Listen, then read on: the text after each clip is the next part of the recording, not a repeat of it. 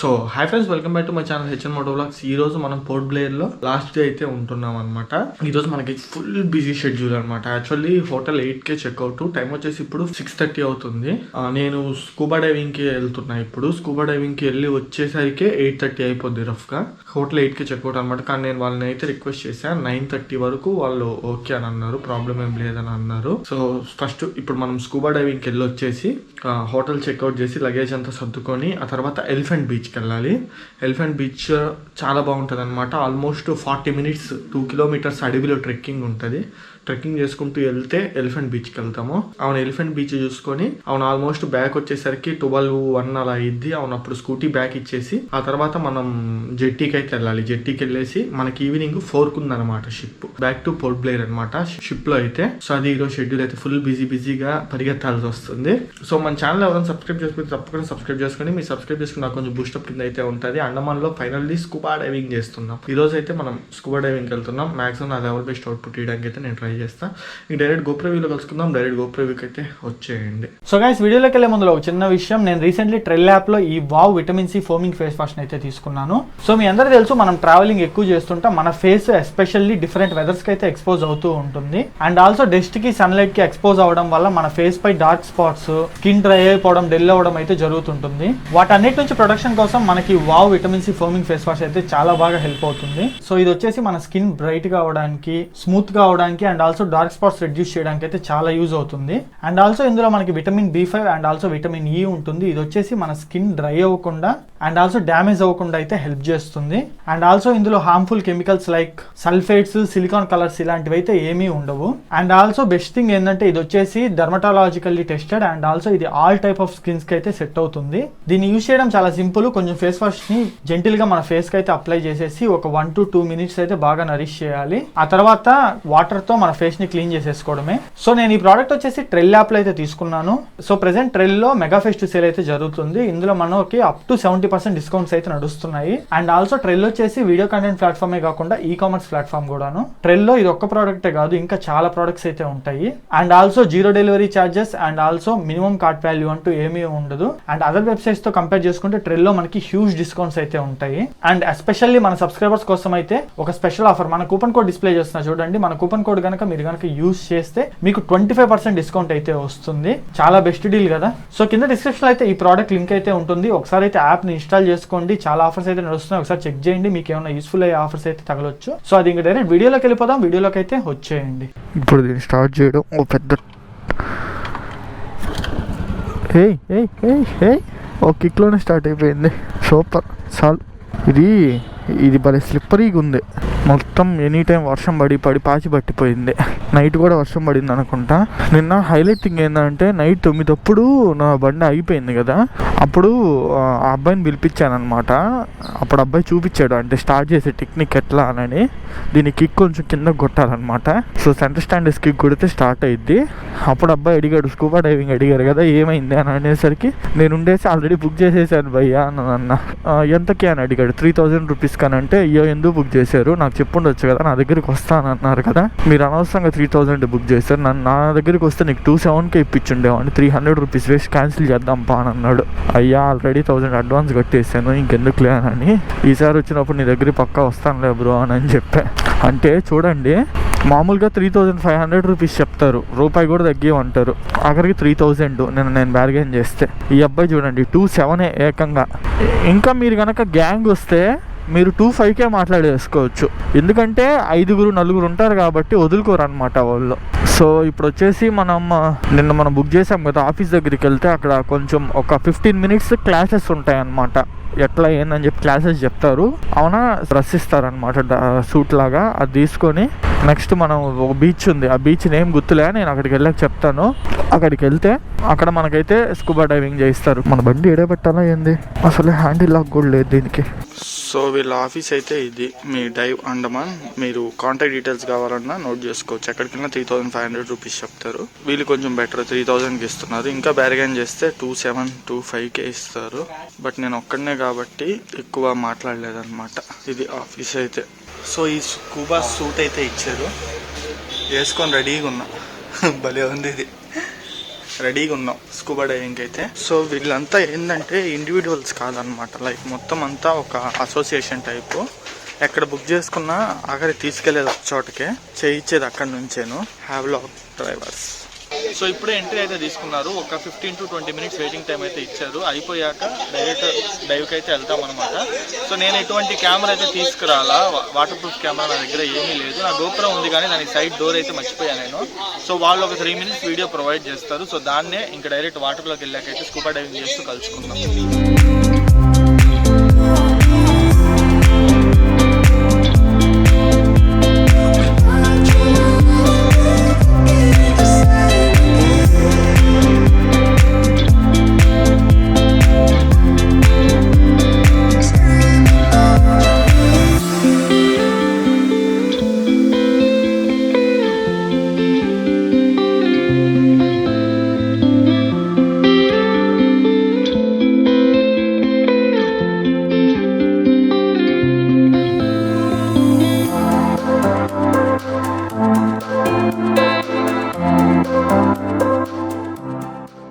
Okay right, scuba diving అయితే complete అయిపోయింది.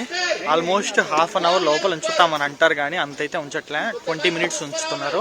చాలు 20 minutesకే చెవులు పెయిన్లు వచ్చేసి ప్రెజర్ వచ్చేసి చాలా అనిపించేస్తుంది. ఇంకా చాలా మంచి ఎక్స్పీరియన్స్. మరి తోప్ లెవెల్లో అంత క్లియర్ వాటర్ అయితే లేవు కానీ మంచి ఎక్స్పీరియన్స్. కిందకి తీసుకెళ్ళారు, చాలా బాగుంది.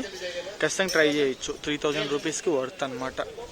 సో ఇప్పుడు ఫొటోస్ వీడియోస్ అయితే కలెక్ట్ చేసుకొని ఇంకా చెల్లో బ్యాక్ వెళ్ళిపోవాలి మనం. దుమ్ము లేపదలు కొట్టింది అనమాట వర్షం. ఇప్పుడు దాకా ఏడే వెయిట్ చేసా మన ఆఫీస్లోనే.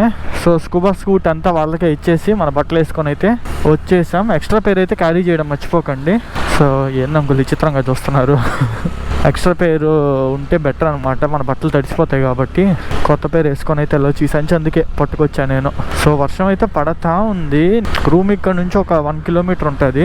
వీలైన త్వరగా వెళ్ళి ఫ్రెష్ అప్ అయిపోయి వర్షం తగ్గిన తర్వాత మళ్ళీ ఇంకో ప్లేస్కి వెళ్ళాలా, లైక్ ఎలిఫెంట్ బీచ్ అని అనుకుంటున్నా. అక్కడ చాలా యాక్టివిటీస్ అయితే జరుగుతాయి. ఇంకా ఏమైనా నచ్చితే చేద్దాం, చూద్దాం. ఈ రోజు అంతా యాక్టివిటీస్ డే అయ్యేటట్టుంది చూడబోతుంటే. అరే వర్షం పెద్దదవుతుంది.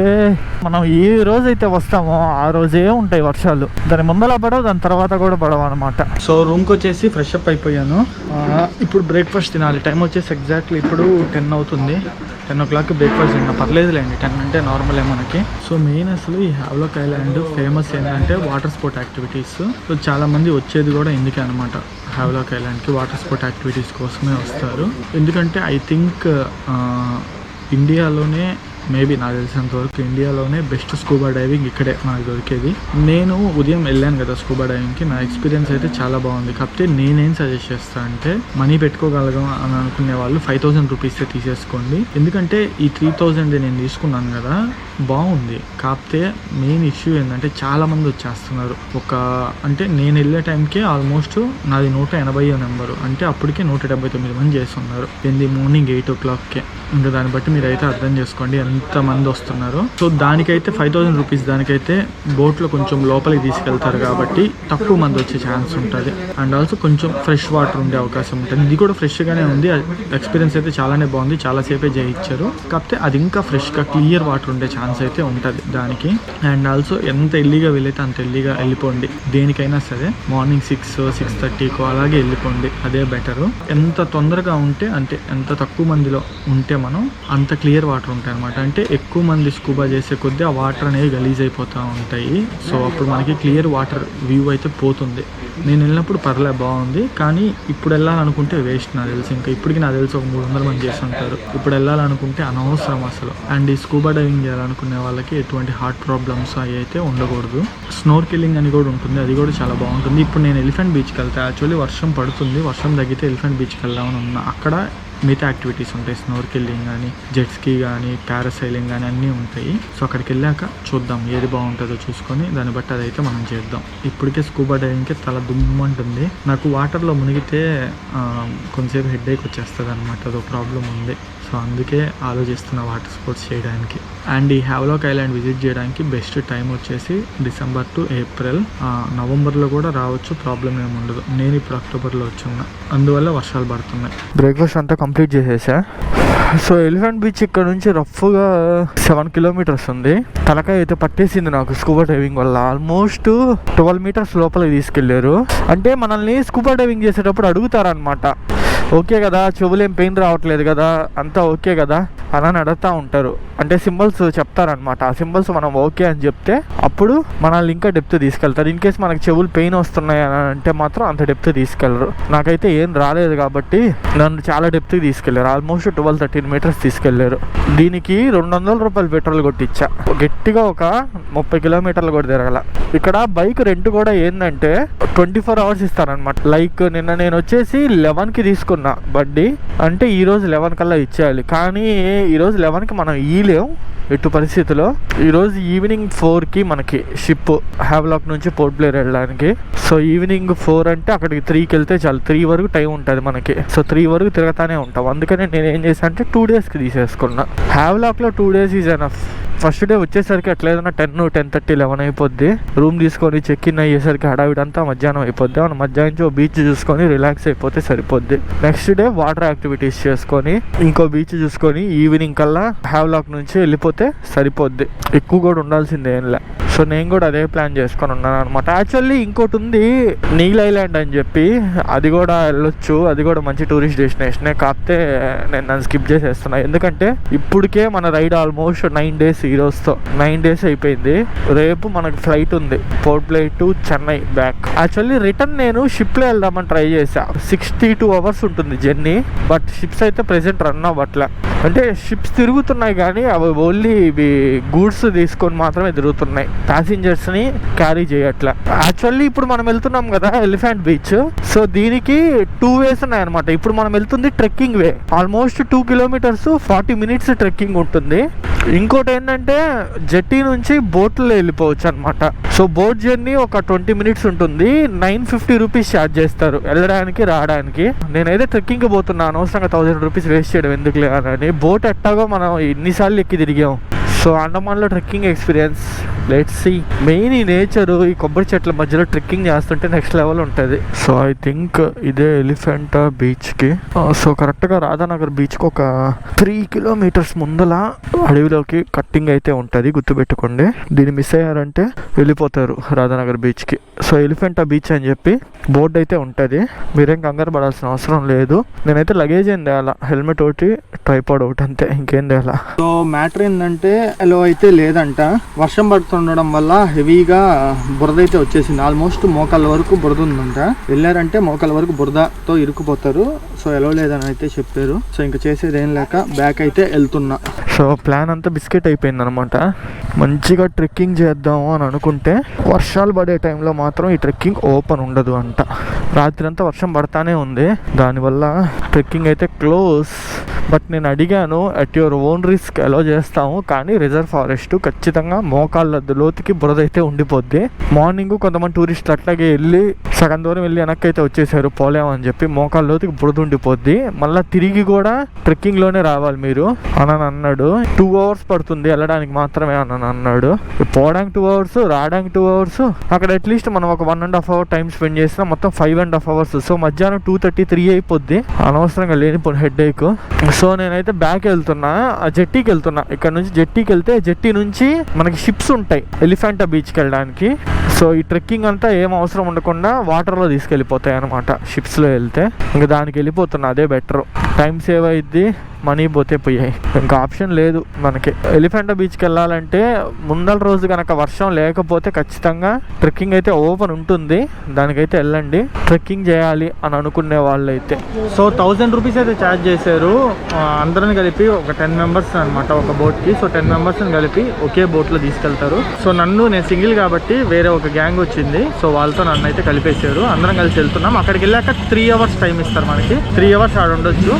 ఏం యాక్టివిటీస్ కావాలన్నా కూడా అక్కడైతే మనం ఎక్స్ట్రా పే చేసి అయితే చేయొచ్చు. బోట్లో వెళ్తున్నాం కాబట్టి కాంప్లిమెంటరీగా స్నోర్కిలింగ్ అయితే ఒక 10-15 minutes చేయిస్తారంట.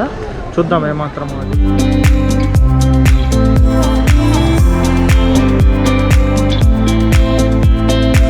Finally reached Elephanta beach. ఎలిఫెంటానో ఎలిఫెంటా అర్థం కావట్లేదు, ఒక్కో చోట ఒక్కోటి రాస్తున్నారు. ఇది అసలు భలే ఉంది. దీని మీద నడుచుకెళ్తుంటే అలలు వచ్చినప్పుడల్లా పైకి లేపుతుంది. ఇన్స్టాగ్రామ్ రీల్స్ లో చూసేవాళ్ళం ఇలాంటివి. సో స్నార్కెలింగ్ అయితే బుక్ చేసుకున్నా. యాక్చువల్లీ కాంప్లిమెంటరీ కింద కొంచెం దూరం అయితే తీసుకెళ్తారు, ఒక 10 to 15 minutes snorkelling. But 1000 rupees extra pay చేస్తే ఇంకా డీప్ కి తీసుకెళ్తారు అనమాట. సో అది వీడియోస్ అన్ని చూశాను, చాలా బాగున్నాయి. సో అది బుక్ చేసేసుకున్న 1000 పోతే పోయానని. ఇప్పుడైతే డైరెక్ట్ వాళ్ళ క్యాంప్తో రికార్డ్ చేస్తారు, దాని వ్యూలోకి వచ్చేయండి, స్నార్కెలింగ్ని ఎక్స్పీరియన్స్ చేయండి.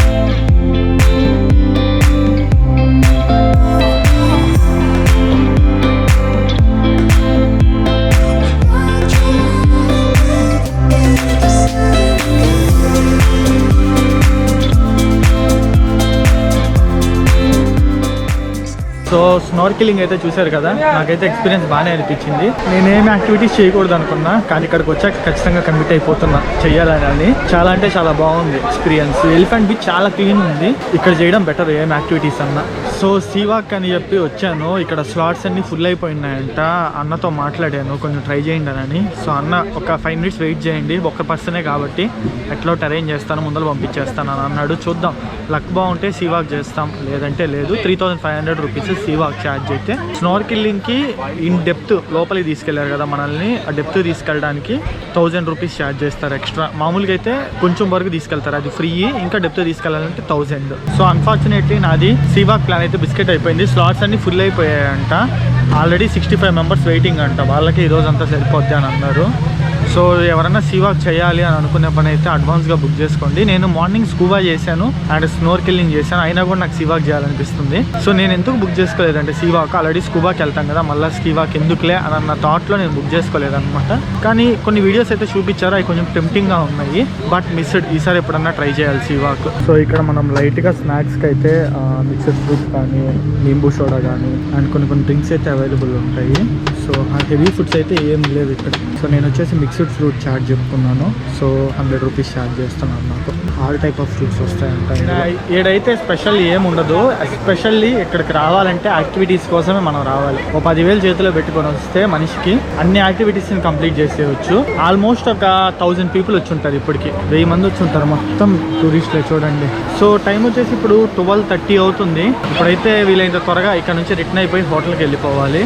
అక్కడ చెక్అవుట్ టైం కూడా అయిపోయింది అనమాట. అక్కడ మన లగేజ్ని గబగబా ప్యాక్ చేసేసుకొని 2 కల్లా మనం జెట్టీకి వచ్చేయాలి. ఎందుకంటే 4కి మనకి బోటు, అక్కడ క్యూ ఉంటుంది. ఆ క్యూలో అంతా నిలబడి లోపలికి పోయేసరికి 4 ఈజీగా అయిపోద్ది. వాటర్ చూడండి ఎంత క్లియర్గా ఉన్నాయో, ఫుల్ ట్రాన్స్పరెంట్ వాటర్. మన సైడ్ బీచెస్ అయితే మొత్తం బ్లూ కలర్ వాటర్ ఉంటాయి, ఇక్కడ క్రిస్టల్ క్లియర్ వాటర్ అనమాట. సో ఇంకొక 1 hour పట్టద్దు అని అన్నారు. నాకైతే గుండెల్లో రైలు పరిగెత్తుంది, ఎందుకంటే 4 o'clock నాకు షిప్ ఉంది మ్యాక్రూజ్. నేను 3 o'clock కల్లా ఆడికి ఖచ్చితంగా ఉండాలి. టైం వచ్చేసి ఇప్పుడు 12:30 అవుతుంది. ఇంకో 1 hour పట్టద్దు అని అన్నారంటే మళ్ళీ వెళ్ళేదానికి హాఫ్ అన్ అవర్, 2 hours. 2 o'clockకి హ్యావ్లోకి వెళ్తాను అనమాట. మళ్ళీ హడావిడిగా అక్కడికి పోయి రూమ్కి పోయి రూమ్లో అదంతా లగేజ్ సర్దుకొని మళ్ళీ స్కూటీ రెంట్ బ్యాక్ ఇచ్చేసి మళ్ళీ వచ్చేసరికి వెళ్ళగలనో లేదో కూడా అర్థం కావట్లేదు నాకైతే.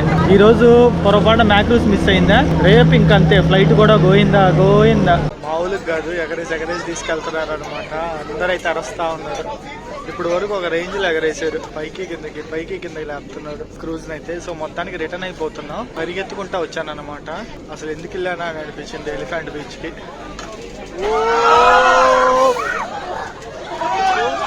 మామూలుగా ఎగరేసి తీసుకెళ్తున్నాడు, గుండె ఫ్యాంట్లోకి జారిపోతుంది.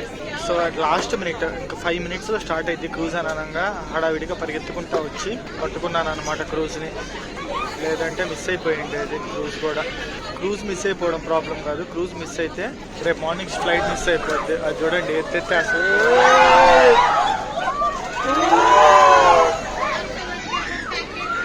గుండెకాయ జారిపోతుంది రే. సో ఫైనల్లీ ఇంటికైతే వచ్చేసాను. అసలు లాస్ట్ మూమెంట్ లో షిప్ దొరికింది అనమాట. ఇంకా ఆల్మోస్ట్ మిస్ అయిపోయిందని అనుకున్నాను. సో 3 hours అని చెప్పారు కదా, నా షెడ్యూల్ ప్రకారం నేనేం వేసుకున్నా అంటే 11కి వెళ్తే మనల్ని 2 కల్లా మళ్ళీ బ్యాగ్ తీసుకొస్తారు. సో 3కి మనం వెళ్ళినా సరిపోతుంది అని అనుకున్నా. కానీ ఏమైందంటే అక్కడ వాటర్ స్పోర్ట్స్ అంతా లేట్ అవ్వడం వల్ల, ఆ రోజు చాలా ఎక్కువ మంది రావడం వల్ల బాగా లేట్ అయిపోయింది అనమాట. సో మనల్ని ఆల్మోస్ట్ 3:30కి దింపారు హడావిడిగా. నేను ఇంకా అసలు ఒక రేంజ్లో అనమాట ఆ హోండా నావీని లాక్కెళ్ళి 5 minutesలో లగేజ్ అంతా సర్దేసుకొని మళ్ళీ బ్యాక్ వచ్చి స్కూటీ ఇచ్చేసి అప్పుడు బ్యాక్ వచ్చాను అనమాట. కరెక్ట్గా ఇంకా 10 minutesలో షిప్ స్టార్ట్ అయిపోద్ది అని అనంగా అప్పుడు వచ్చాను. ఎట్లాగ ఎలో చేశారు మనల్ని సక్సెస్ఫుల్లీ. సో హ్యాపీగా పోర్ట్ బ్లేర్ రీచ్ అయిపోయి ఆ తర్వాత next day morning port Blair నుంచి చెన్నైకి ఫ్లైట్లో వచ్చేసి బ్యాక్ టు హోమ్ అనమాట. సో అది ఈ వ్లాగ్ అయితే మీ అందరూ నచ్చిందని అనుకుంటున్నాను. నెక్స్ట్ అయితే బడ్జెట్ వీడియో వస్తుంది. సో బడ్జెట్ వీడియో ఎంత అయింది ఏంది దాంట్లో అయితే మొత్తం మీకు క్లియర్గా చెప్తాను. అండ్ ఆల్సో అందులోనే మీకు ఫుల్ టూర్ ప్లాన్ కూడా ఇస్తాను అనమాట. వెళ్తే ఏమేమి చూసుకోవాలి, ఎట్లా ఏందని చెప్పి మొత్తం A to Z డీటెయిల్స్ అయితే ఇస్తాను. సో అది మీకు కనుక ఈ వీడియో నచ్చినట్లయితే తప్పకుండా సబ్స్క్రైబ్ చేసుకుని ముందర మంచి వీడియోస్ అయితే ఆన్ ద వేలో ఉన్నాయి. See in the next video. Bye.